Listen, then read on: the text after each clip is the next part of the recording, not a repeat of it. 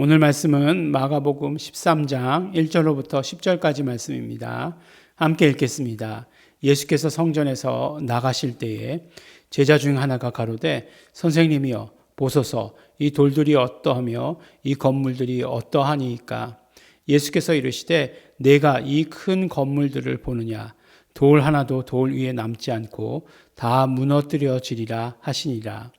예수께서 감람산에서 성전을 마주 대하여 앉으셨을 때에 베드로와 야고보와 요한과 안드레가 종용이 묻자오되 우리에게 이르소서 어느 때에 이런 일이 있겠사오며 이 모든 일이 이루려 할 때에 무슨 징조가 있사오리이까.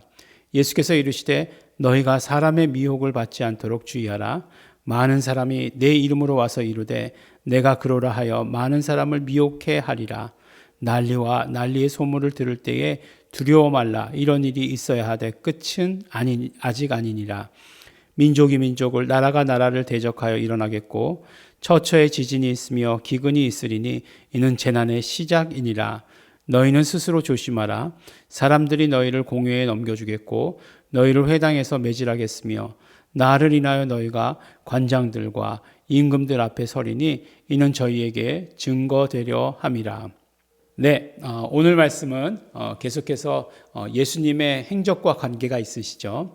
예루살렘에 오셨죠. 예수님께서. 왜 오셨죠? 지금 이제 6월절이잖아요. 마지막 6월절. 예수님께서 6월절에 오셨어요. 그 다음에 그 계시던 곳은 이제 밤에 가서 주무시는 곳은 베단이에요. 중간에 감람산이 있었어요. 그래서 감람산에서 보다가 이제 그 예루살렘 들어가며 나가며 이제 감람산에서 예루살렘 성벽을 보고 말씀하셨죠. 근데 제자들이 선생님이여 보소서 이 돌들이 어떠하며 이 건물들이 어떠하니까라고 이렇게 이야기하시는 거예요. 물어봤어요, 제자들이. 근데 이제 그 성전은 처음에 지었던 성전은 누구에 의해서 지었죠? 솔로몬에 의해서 지었죠. 그러다가 이제 멸망하고 포로로 가지 않았습니까? 돌아와 가지고 스룹바벨이 재건을 했어요. 그래서 제1성전, 그다음에 스룹바벨에 의해서 제2성전이 됐는데 늘 하여간 이 유대인들에게 있어서 약간 뭔가 찜찜함, 아킬레스건 같은 게 이 스룹바벨에 의해서 다시 중건된 그 성전이 예전만 못한 것 같았어요. 예전만 못하다는 생각이 드는 거죠. 그래서 이제 헤롯이 그 유대인들의 마음을 사로잡고자 그들이 가장 중요하게 여기는 것은 성전이니까 성전을 다시 재건했죠. 스룹바벨의 성전을 재건한 거죠. 근데 이제 아무도 그거를 스룹바벨의 성전이라고 얘기할 수 없을 만큼 헤롯 성전이라고 얘기하잖아요. 그래서 잘 지었다는 거죠. 잘 지었다는 거죠. 그래서 뭐 46년간이나 지었는데 뭐 3일 만에 다시 짓겠다고 하십니까? 뭐 이런 요한복음의 이야기가 나오는 게 다 그런 배경이죠.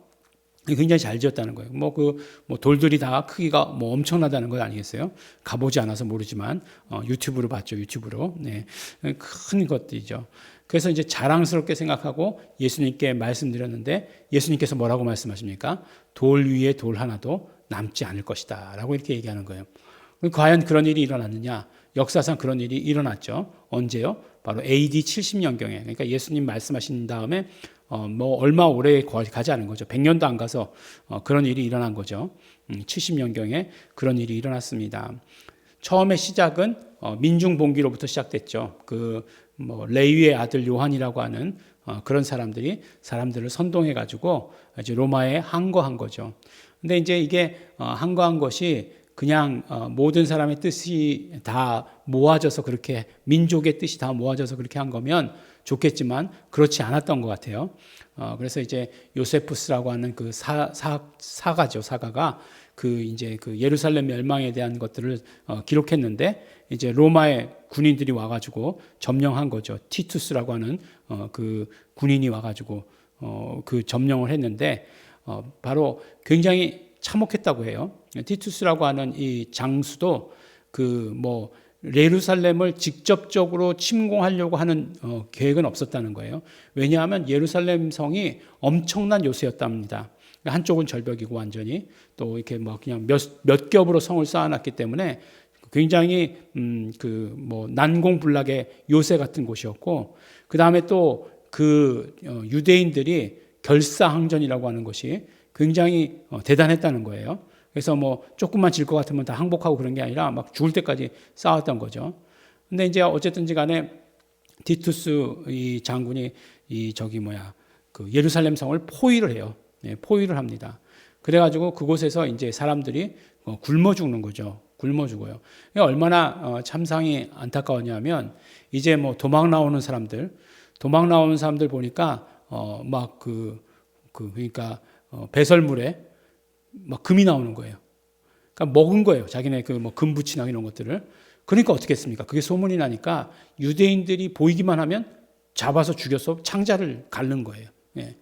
그래서 그렇게 끔찍하게 많이들 죽었다고 얘기하고 또 실제로 또 그거 외부의 적에 의해서 죽은 것보다 내부의 분열로 죽은 사람들이 더 많다는 거예요. 그래서 막 그냥 이제 뭐 싸워야 되니까 뭐 식량이라든가 물자라든가 이런 것들을 막 그냥 그 약탈을 했다는 거죠. 같은 민족에게서.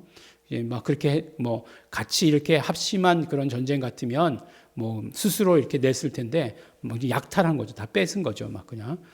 그렇게 죽은 사람도 또 많다는 거예요.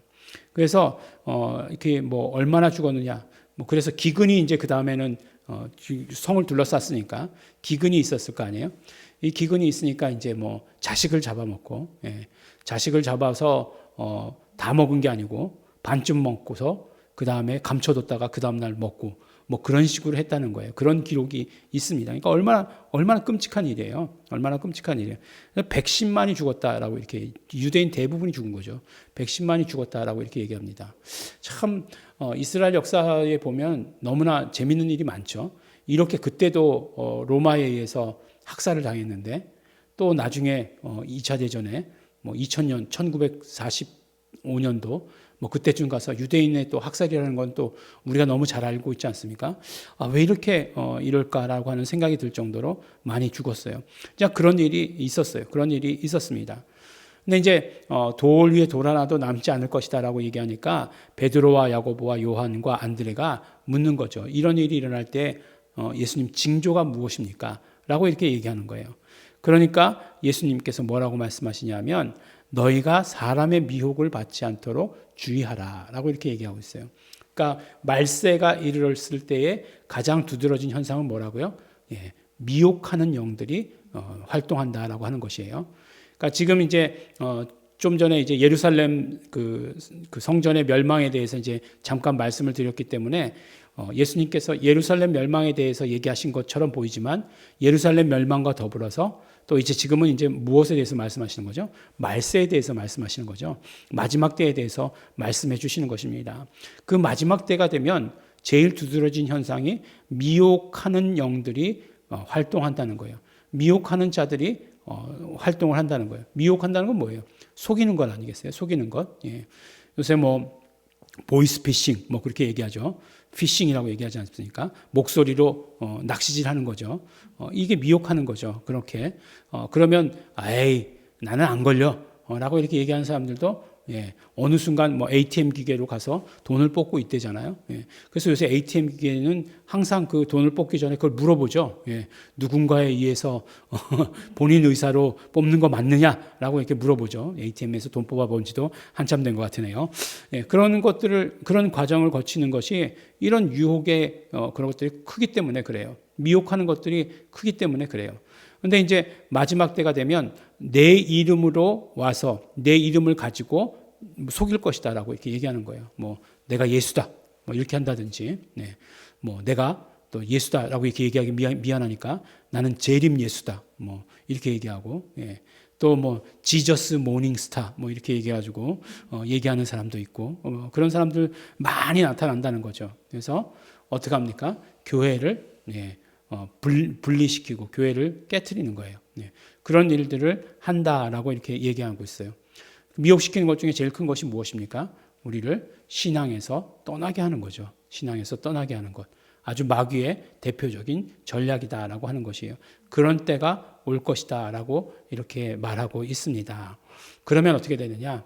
결국 그러면 정말 그 예루살렘의 멸망이 처참한 일이었잖아요.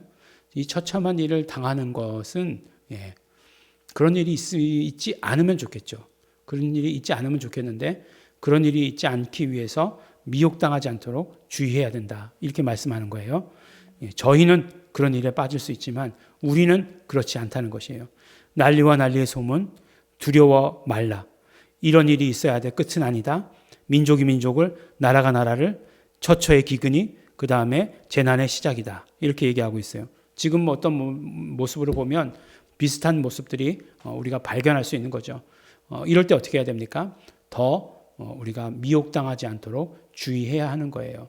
미혹당하지 않는 길은 어떤 것이에요? 그렇죠. 진짜를 제대로 알고 있으면 가짜에게 속지 않아요. 그러니까 진짜를 제대로 알고 있는 것 너무나 중요합니다. 진짜, 우리 진짜 복음을 알고 있는 것. 예. 영혼을 통과하지 못하는 것, 영혼까지 이르지 못하는 건 다 가짜예요. 예. 그렇지만 우리는 진짜를 가지고 있어요. 그러니까 진짜를 가지고 있어야 된다라고 하는 것을 언제나 우리에게 말씀해 주십니다.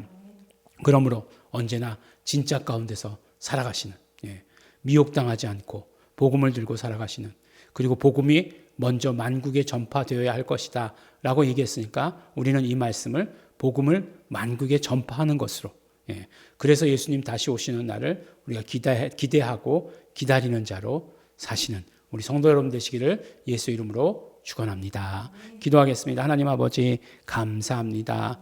우리가 예수님의 다시 오심을 기다립니다. 예수님 다시 오시는 그 사건이 이 땅에서 일어나는 그 어떤 일보다 더 중요한 것을 이 시간 고백합니다. 우리는 그러므로 정말 그 복음 위에 서서 흔들리지 아니하고 속지 아니하는, 미혹당하지 아니하는 삶을 살게 하여 주시옵소서. 믿음 끝까지 지키는 자들 될 수 있도록 아버지 축복하여 주시옵소서. 감사드립니다. 예수님 이름으로 기도드렸습니다. 아멘. 그러므로 우리 미혹당하지 아니하고 믿음 끝까지 지키기 위해서 날마다 성령님의 도우심이 필요합니다. 성령님께서 인도하시는 것 필요합니다. 성령님 도와주시옵소서. 성령 충만하기를 소원합니다. 다 같이 통성으로 기도하시겠습니다.